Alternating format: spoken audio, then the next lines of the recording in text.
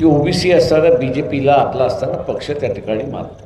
प्रत्येकाला असताना आपला पक्ष असतो, तसं ओबीसीनी बीजेपी हा असताना आपला पक्ष मानतो.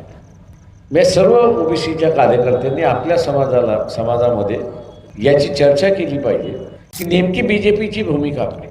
जरांगेच्या मागणीला त्यांचा पाठिंबा आहे की जरांगेच्या मागणीला त्यांचा असणारा विरोध. पण आज आपल्याला असं दिसतंय की भारतीय जनता पक्ष असेल किंवा उद्धव ठाकरेंचा असणारा शिवसेना असेल, या दोघांनीही जरांगे पाटील यांच्या मागणीच्या संदर्भात एकही ब्रशब्द काढलेला नाही. याचा अर्थ मी असताना मानतो की हे पक्ष स्वतःच्याच समाजाचा विचार करतात. कायस्थ ब्राह्मण यांचाच विचार करतात आणि उरलेल्यांचा विचार करतात. आणि मग असताना आपल्या समाजाला ओबीसीच्या कार्यकर्त्यांना माझं म्हणणं आहे की तुम्ही असताना आपल्या समाजाला विचारा की बाबा, जर आपलं घेणं देणं स्थिती नाही तर मग आपण का